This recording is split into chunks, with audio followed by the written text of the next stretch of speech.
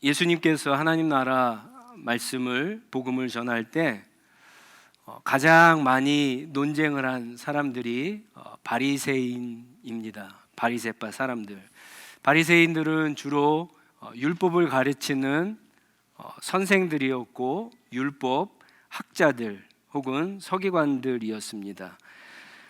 오늘 말씀에도 그 논쟁이 나오지만 2장부터 보시면, 마가복음 2장부터 보시면 무려 5번이나 예수님께서 논쟁을 하게 됩니다. 논쟁입니다. 대화를 하거나 의논을 하고 논의를 한 것이 아니라 논쟁입니다. 예수님과 바리새인들의 다른 생각, 다른 믿음을 가지고 논쟁을 한 겁니다. 첫 번째 논쟁은 2장 처음에 나오죠. 중풍병자를 예수님께서 고치시는데, 고치시기만 하면 괜찮았는데 왜 논쟁이 됐습니까? 예수님이 죄를 용서해 주시는 권세를 가진 것을 보여줬기 때문에 그렇죠. 그래서 논쟁이 시작됩니다. 죄를 용서해 주시는 것은 누구만 할 수 있다고요? 하나님만 하실 수 있습니다. 마가는 1장 1절에 복음에 대해서 이야기하면서 예수님이 그리스도이시면서 하나님의 아들이심을 계속해서 설명하고 있습니다. 두 번째는요, 예수님께서 세리들, 죄인들과 함께 식사하신 것 때문에 논쟁을 하게 됩니다. 그리고 세 번째는 우리가 읽지는 않았지만 오늘 본문 전에 2장에 나오는데요, 그 바리새파 사람들은 금식을 하고 세례 요한의 제자들은 금식을 하는데 왜 당신의 제자들은 금식하지 않습니까? 하면서 논쟁이 됐고요. 네 번째 논쟁은 안식일에 제자들이 미리삭을 따 먹는 노동을 하는 거, 안식일에 노동을 해서는 안 되는데 노동을 하는 것을 보면서 논쟁이 이어졌습니다. 그리고 오늘 본문에 나오는 5번째 논쟁도 안식일에 예수님께서 치유를 함으로 논쟁이 시작되는데, 이 논쟁은요, 네 번째 논쟁과 계속해서 이어지는 논쟁입니다. 마가는 오늘 본문에 예수님께서 회당에 들어가신 날을 안식이라고 하지 않지만 똑같은 병행 구절을 누가는요, 안식일에 예수께서 회당에 들어가셨다라고 그렇게 이야기합니다. 회당 안에는 이미 많은 사람들이 있었습니다. 예수를 따라온 사람들, 그리고 또 안식일에 하나님께 예배하고 하나님의 말씀을 들으려고 하는 사람들이 많이 있었습니다. 그런데 예수님께서는 그 많은 사람들 가운데 한쪽 손이 오그라든 사람을 보고 그 사람을 이제 가운데로 부르십니다. 바리새인들은 이때 예수께서 안식일인데 사람들이 다 보고 있는데 안식일에 이 사람을 고침으로 안식일에 일을 하는지 노동을 하는지 보려고 지켜보고 있었습니다. 안식일에 일하는 것이 금지되었거든요.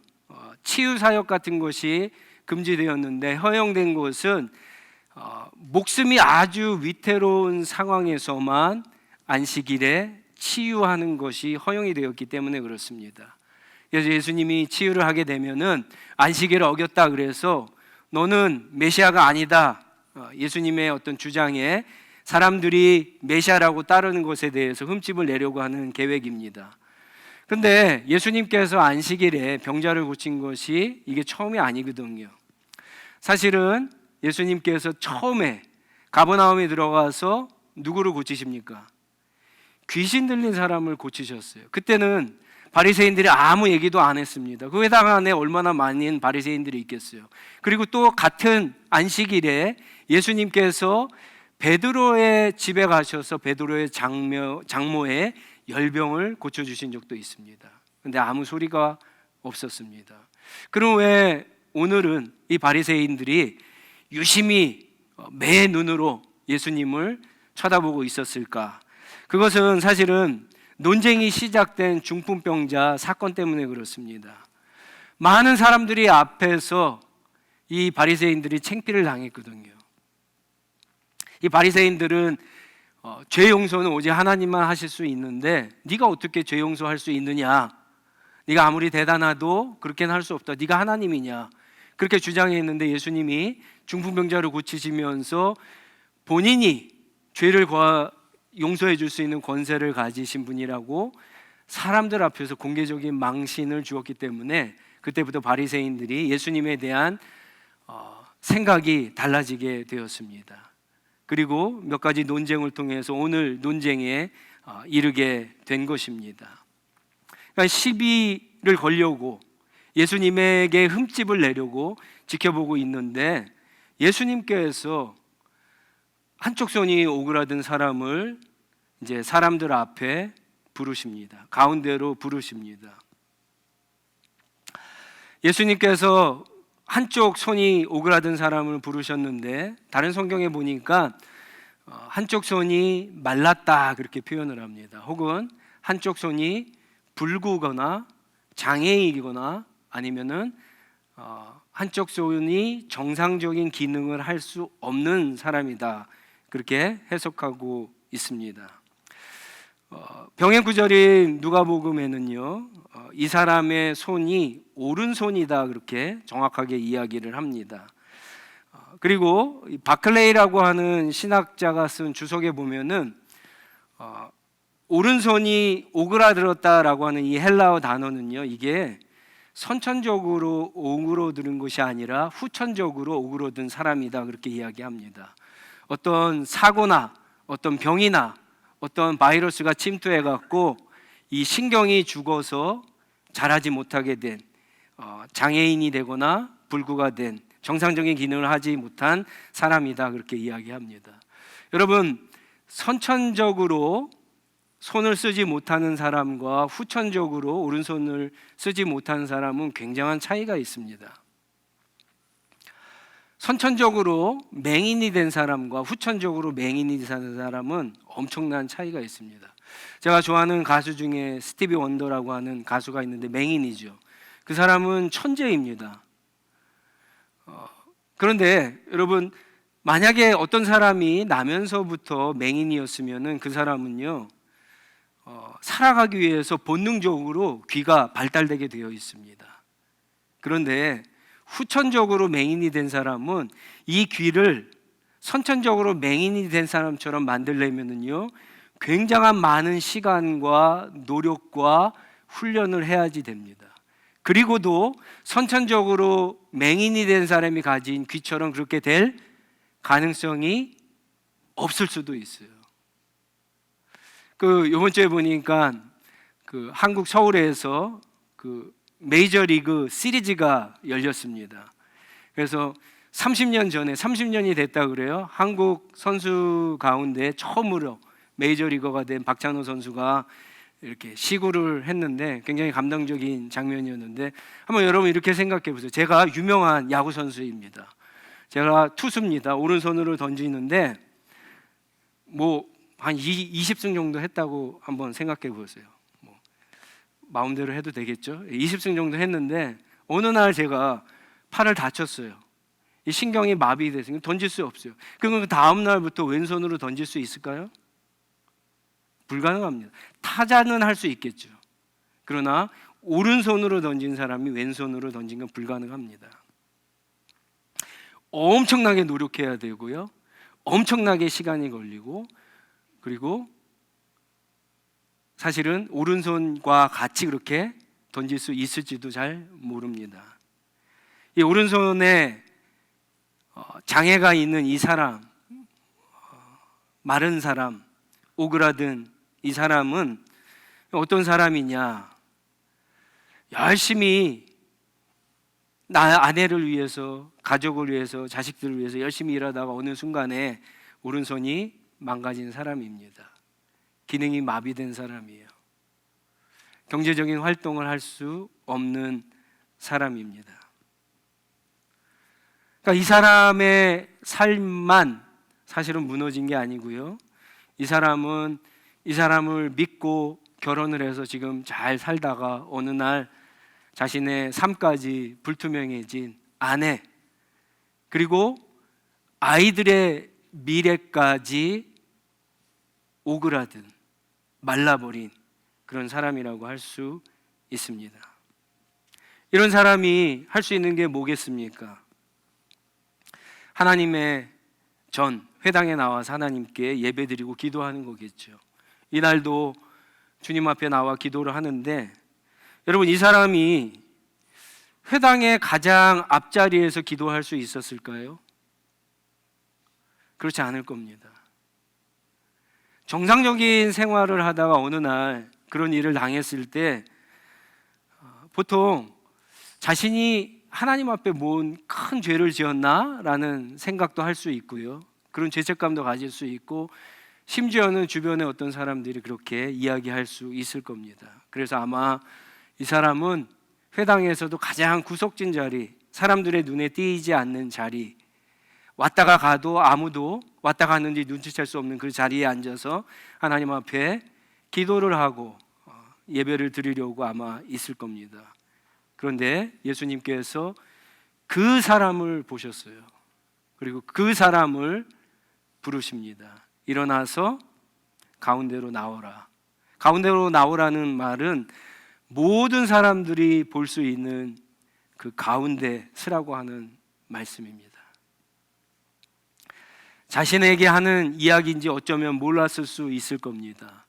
그런데 일어나서 가운데로 나오라, 예수님의 말이 떨어지자 사람들의 시선이 어떻게 됐을까요? 다 그를 쳐다봤겠죠. 그러니까 안 나갈 수도 없으니까 나오는 겁니다. 어쨌든 이 사람이 나와서 회당 가운데 섰습니다. 그런데 예수님께서는 이 사람에게 이야기하지 않고 예수님을 고발하려고 내 눈으로 지켜보는 바리새인들에게 질문합니다. 4절이죠. 안식일에 선한 일을 하는 것이 옳으냐, 악한 일을 하는 것이 옳으냐, 목숨을 살리는 것이 옳으냐, 아니면 죽이는 것이 옳으냐. 바리새인들은요, 대답하지 못합니다. 그들 머릿속에 안식일에 대한 여러 가지 규정들이 있어요. 이들은 그것을 많은 유대인들에게 가르쳤던 사람이에요. 그리고 그것을 가지고 예수님이 그것을 어기면은 흠집을 내려고 지금 매 눈으로 지켜보고 있는 그 사람들이었습니다. 그런데 예수님의 이 질문에 이들은 대답하지 못합니다. 침묵합니다. 잠잠합니다. 5절 말씀에 보시면 예수님이 화가 나셨어요. 성경에 예수님이 화난 장면이 별로 나오지 않습니다. 성전에 들어가서 장사하는 사람들을 보고 화를 내고 그것을 상을 엎으신 적이 있고요. 그리고 또 순간적으로 떠오르는 것이 없어요. 근데 이 장면에서 예수님께서 바리새인들에게 화를 내십니다. 그리고는 여러분 그 다음 말씀을 보시면 세번역 성경은요, 예수님께서 그들을 둘러보셨다라고 이야기합니다. 이게 무슨 말이냐면은 예수님이 화를 내시고는 그 회당에 있는 바리새인들 한 사람 한 사람 쳐다보셨다라는 거예요. 눈을 맞추고 쳐다보셨다라는 거예요. 이 사람들이 지금 질문에 대답했습니까? 못했습니까? 못했죠. 예수님의 눈을 여러분 정면으로 이렇게 쳐다봤을까요? 아니면 쳐다보지 못했을까요? 쳐다보지 못했을 겁니다. 마치 예수님께서 가늠하다 현장에 붙잡힌 여인을 너희가 돌로 쳐라, 너희 가운데 죄가 없는 사람이 돌로 쳐라 했을 때 아무도 돌을 던지지 못하고 다 갔던 것처럼 아마 그랬을 거예요. 그런데 예수님께서 그 다음에 얘기하시죠. 지금 가운데 서 있는 한쪽 손이 마른 사람에게 손을 내밀라고 이야기하십니다. 그 순간에 아마 다시 이 바리새인들은 그 사람을 쳐다봤을 겁니다.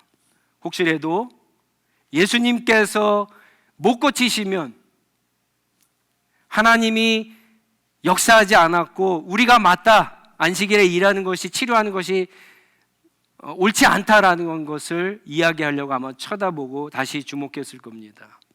근데 여러분, 놀라운 일이 일어나죠. 손을 내밀라고 했을 때 이 한쪽 손이 마른 사람이 손을 뻗는 순간에 여러분 손이 깨끗하게 치유가 됩니다. 회복이 되었습니다. 예수님께서 안식일에 일을 하셨습니까? 오늘 이 본문 말씀만 보면은요, 아무 일도 하지 않으셨어요.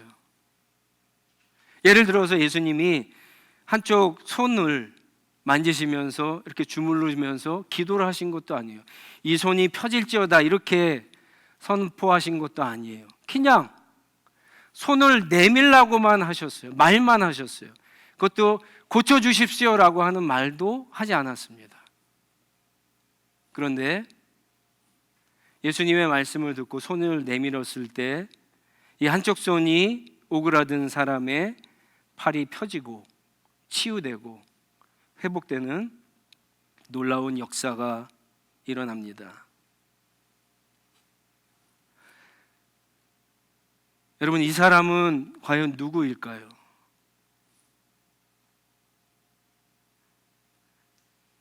이 한쪽 손이 오그라든 사람은 사실은요, 예수님과 애증의 관계에 있는 바리새인의 모습이기도 합니다. 바리새인들은 자신들이 하나님의 율법을 굉장히 잘 알고 잘 해석하고 그 율법대로 살아간다라고 믿었던 사람들입니다.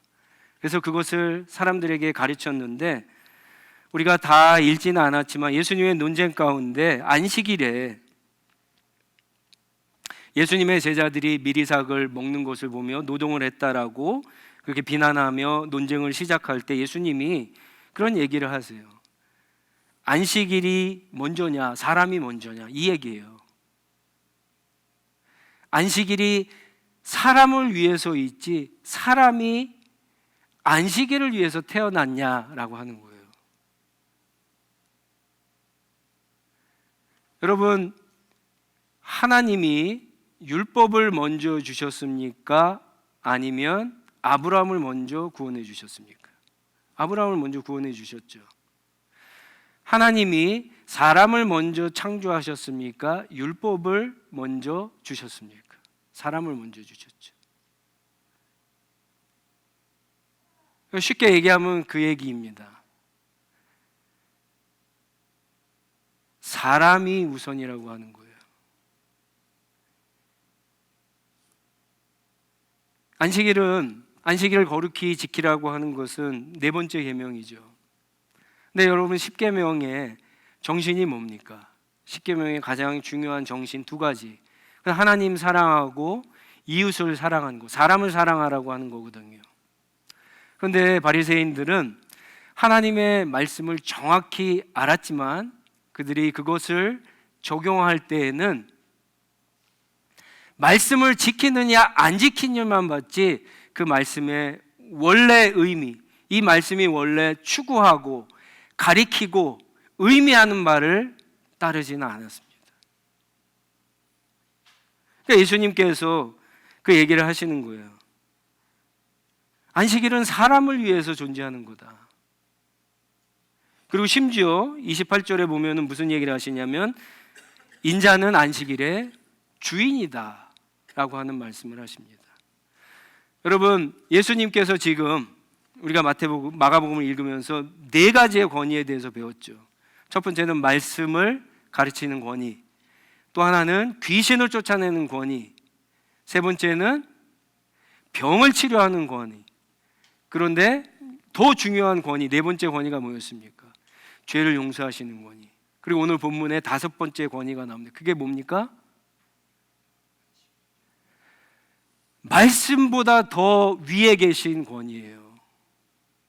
예수님은 말씀 아래에서 사람들처럼 그것을 지키느냐 안 지키느냐 그렇게 말씀에 따라서 이렇게 하시는 분이 아니라 그것을 주신 하나님의 아들 하나님이다라고 하는 것을 지금 우리에게 보여주신 겁니다.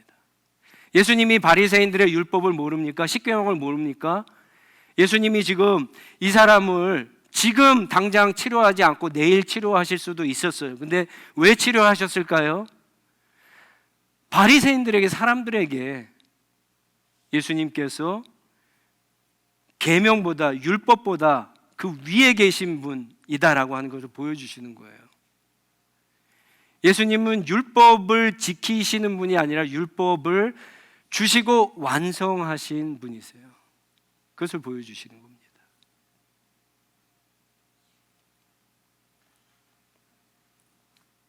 여러분, 이 사람들이, 이 바리새인들이 그렇게 정상적이지 못한 사람들이에요. 한쪽 손이 마른 사람들처럼. 예수님은 그 사람들을 빗대서 5절에 보시면 마음이 굳어졌다라고 이렇게 표현을 하고 있거든요. 마음이 굳어져도 정상적으로 살 수 있을까요? 사람의 마음이 제 기능을 하지 못하는데 정상적인 삶을 살 수 있을까요? 그렇지 않습니다. 여러분, 신체의 어떤 한 부분이 정상적이지 못하다고 해서 그 사람의 삶이 정상적이지 못할 뿐만 아니라 더 중요한 것은 우리의 마음이 굳어지면, 정상적이지 못하면 정상적인 삶을 살 수가 없는 겁니다. 가장 극심하게 나타난 것이 오늘 이 본문에 나왔어요. 여러분, 이 한쪽 손이 마른 사람이 오늘 처음 회당에 나와서 기도를 하고 예배를 드리고 하나님의 말씀을 들었던 사람일까요? 그렇지 않습니다. 이 사람은 지난주에도, 그 지난주에도, 아니면 1년, 2년, 5년 전에도 아마 나온 사람일 거예요.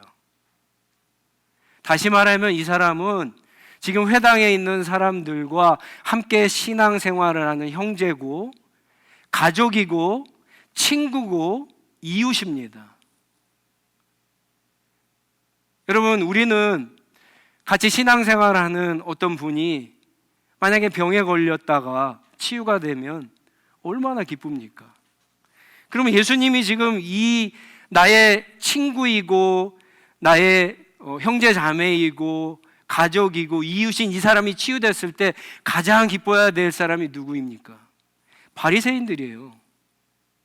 근데 이 사람들은 6절에 보시면 예수님 그것을 고쳐주자마자 예수를 죽이려고 이때부터 모의를 하고요, 이 사람들과는 전혀 다른 정치적인 노선을 걷고 있는 헤롯 당원들과 함께 그 궁리를 하고 있습니다. 얼마나 마음이 굳어지고 정상적이지 않은 사람인지 모릅니다. 여러분, 마음이 굳어졌다라고 하는 것은 예배에 빠지는 사람이 아니에요. 말씀과 기도에 열심을 내지 않는 사람이 아닙니다. 교회 안에서 교회 밖에서 잘 섬기지 않는 사람이 아닙니다. 그런 거 다 잘하면서도 정작 옳은 일을 하고 생명을 살리는 일, 나에게 가장 가까운 형제 자매, 이웃, 가족, 친구에게 선을 행하지 않고 관심을 갖지 않는 사람이 마음이 굳은 사람입니다. 우리 가운데도 있을 수 있다는 거예요. 함께 신앙생활하는 사람, 함께 피를 나눈 가족, 친구, 동료, 이웃이 예수님을 믿지 않고 죽어가고 있는데 그의 삶이 한쪽 손이 마른 사람처럼 정상적인 기능으로 인생을 살아가지 못하고 있는데, 예수님을 만나 치유받을 수 있고 정상적인 삶으로 돌아올 수 있는데 전혀 관심이 없어요. 그 사람이 마른 사람입니다. 하나님의 말씀을 이 사람들은 정확히 읽지 못하는 거예요. 하나님의 말씀을 정말 정확히 읽으면, 여러분, 말씀을 지키느냐 안 지키느냐에 좌지우지하지 않습니다. 더 중요한 것은 우리에게 말씀을 주신 하나님이 더 기뻐하시는 선을 행하고 사람을 살리고 한 영혼을 살리는 일에 관심을 갖게 됩니다. 이게 복음이 우리 안에 들어와서 우리의 삶을 이끌어가는 사람들의 모습 가운데 나타나야 되는 거예요. 하나님의 말씀을 정확히 읽으면요, 제대로 이어지면 사람이 똑똑해지는 것이 아니라 사람의 마음이 넓어지게 되는 겁니다. 그래서 옛날에는 내가 이해하지 못하고 용납하지 못하고 용서하지 못했는데 이해하기 시작하고, 그럴 수 있지, 나도 그랬는데, 용납하게 되고 용서하게 되고, 내 힘으로 내 사랑으로는 품을 수 없지만 주님이 나를 품어주신 그 사랑의 능력으로 조금씩 조금씩 품어줄 수 있게 되는 겁니다. 말씀을 제대로 읽으면, 말씀이 제대로 우리 가운데 들어오면 왜 마음이 굳어지겠어요? 마음이 점점 녹아져야죠.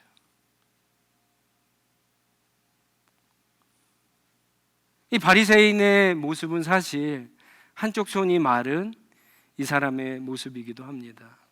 안타까운 것은 이 본문에 나오는 어느 누구, 어떤 바리새인도 치유와 회복을, 구원을 경험하지 못합니다. 매우 안타깝죠.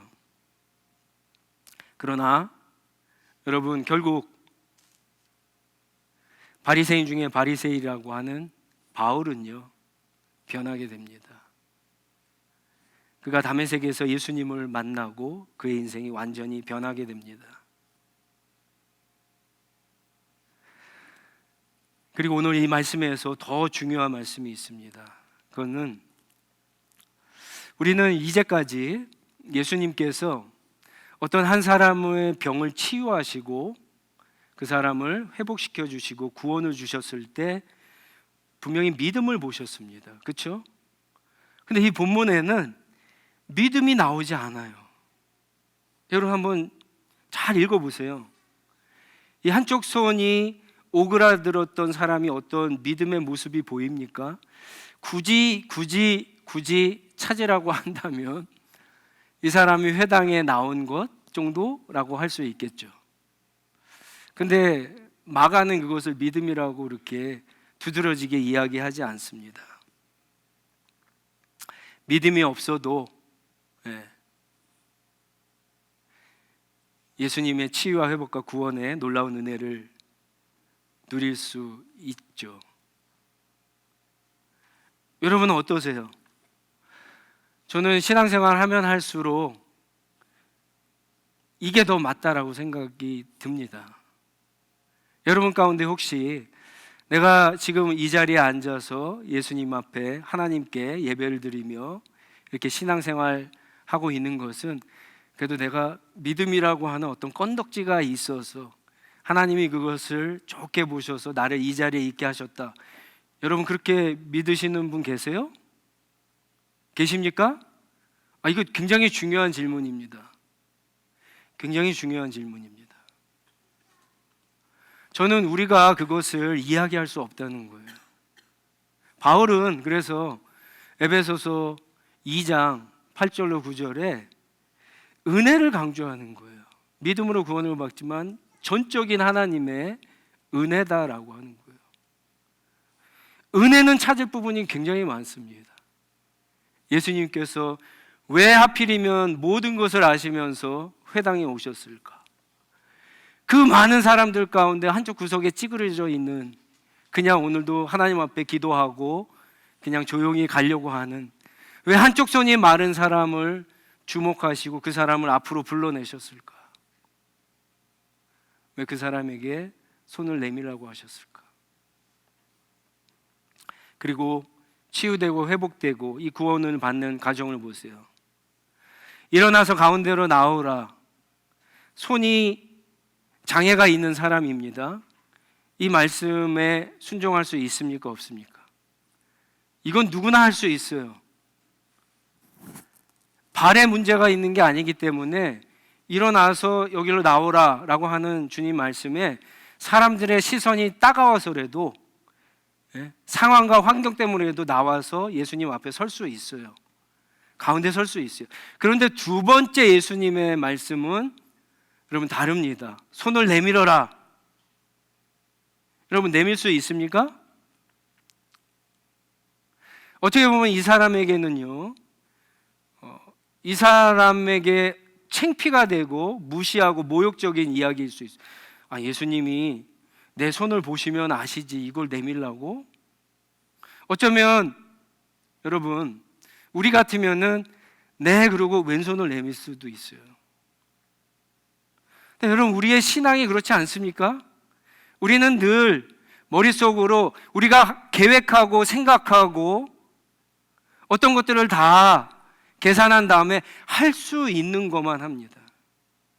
근데 여러분 그런 것 가운데에는 하나님의 놀라운 역사가 나타나지 않습니다. 예수님의 말씀을 여러분 잘 한번 생각해 보세요. 우리 새벽마다 하나님 말씀 읽고 또 우리 시합 모임이나 이런 데서 하나님 말씀 들으면서 나에게 주신 말씀대로 살기로 애쓰는데, 만약에 여러분들이 성경을 읽으면서 나한테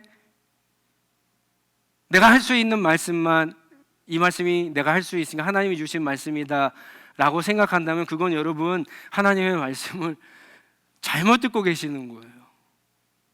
하나님의 말씀은 그렇게 들려지지 않습니다. 하나님의 말씀은 우리에게 그냥 순종을 더 요구하실 때가 많아요. 여러분 베드로를 보세요. 제자들을 보세요. 예수님께서 나를 따라오라고 하셨어요. 이들이 예수님을 따라갑니다.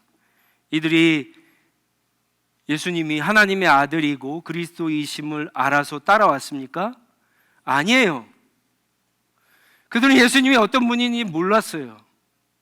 그냥 따라갑니다. 어떤 계산이나 이런 것을 하지 않았어요. 그냥 그물을 버리고 배를 버리고 그냥 따라갔어요. 뭔가 있나 보다 싶고 따라갔어요. 그런데 따라가는 과정 가운데 여러분 마태복음 16장에 보면 어떤 고백을 하게 됩니까?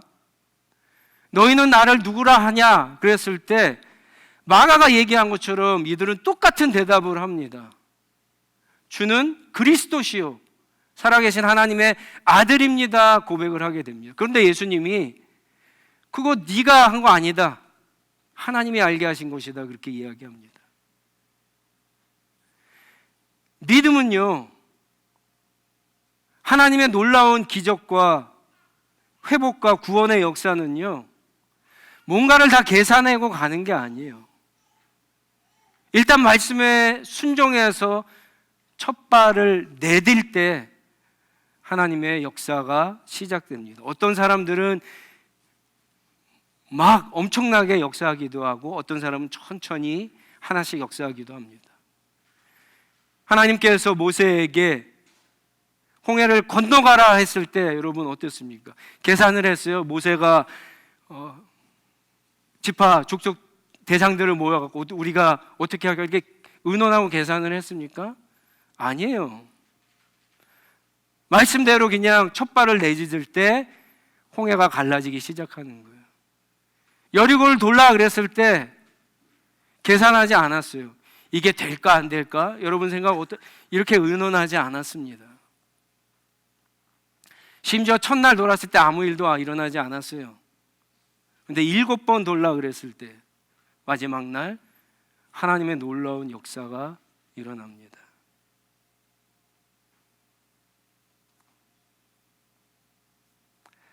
하나님의 기적과 회복과 구원은요, 말씀에 대한 순종과 밀접한 관계가 있습니다. 이거는 나의 믿음과 어떻게 보면 별로 상관없을 수도 있습니다.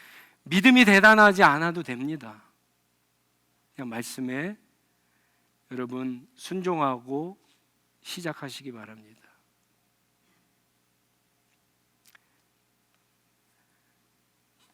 우리가 내일부터 고난주간을 지내게 됩니다. 성금요 예배와 부활절을 맞이하게 되는데 예수 그리스도께서 나와 여러분을 위해서 십자가에서 죽으셔서 죄의 문제를 해결해 주셨습니다. 그를 믿으면, 주 예수를 믿으면 너와 내 집이 구원을 얻을 것이다 말씀하셨습니다. 계산하지 마세요. 이해하려고 하지 마세요. 그냥 말씀 그대로 믿으시기 바랍니다. 그냥 믿을 때, 그냥 믿고 세례를 받을 때 빌립보 간수와 그 온 집이 구원을 받은 놀라운 역사가 일어난 겁니다. 오늘 예수님께서 저와 여러분에게 내 손을 내밀라고 하셨어요. 여러분 어느 손을 내미시겠어요? 정상적인 손? 아니면 장애가 있는 손? 불신앙의 손? 믿음이 없는 손? 정상적인 기능을 하지 못하는 손? 남에게 상처를 내준 손? 아픈 손, 선을 행하기보다 죄를 지었던 손. 근데 여러분, 이 손을 내밀 때, 주님 말씀대로 그냥 손을 내밀 때, 여러분 거기서부터 하나님의 놀라운 치유와 회복과 기적의 역사가 나타나는 줄 믿습니다. 여러분들이 꼭 주님 말씀에 그렇게 순종함으로 그 회복과 치유와 구원의 놀라운 은혜를 경험하시는 저와 여러분들이 다 되시기 바랍니다. 우리 같이 기도하겠습니다. 자리에서 일어나셔서 주님 말씀 우리 한번 묵상하시면서 나에게 있어서 문제가 있는 손, 나의 삶의 영역은 어디인가 여러분 한번 생각해 보시기 바랍니다. 주님이 오늘 저와 여러분들을 예배의 한 자리에 불러주셨어요. 얼마나 감사한지 모릅니다. 여러분, 하나님의 말씀이 들렸다라고 하는 것은 불러주신 거예요. 지금 말씀을 들으면서 그것이 이해가 되고 내 마음에 들려졌다는 것은 손을 내밀라고 하는 거예요. 여러분, 어떤 손을 내밀겠습니까? 정상적인 손? 아니면 정상적이지 않는 손? 불신앙의 손, 불순종의 손을 여러분 내미시기 바랍니다. 그거 고쳐야죠. 우리는 이제까지 괜찮다라고 생각을 했죠. 바리새인들처럼. 그렇지 않습니다. 우리의 삶은 뭔가 우리에게 말씀을 주시고 말씀 위에 계신 주님이 보셨을 때 오그라든 인생, 마른 인생입니다. 나만 그런 것이 아니라 내가 보살펴야 되는 남편, 아내, 가족, 친구, 동료, 형제자매들 모두에게 그런 영향을 끼치고 있습니다. 내가 회복하는 것이 그들이 회복하는 것의 시작입니다. 그 시작이 저 오늘 우리 가운데 시작될 수 있도록 우리 하나님의 은혜를 구하며 나아가도록 하겠습니다. 기도하겠습니다.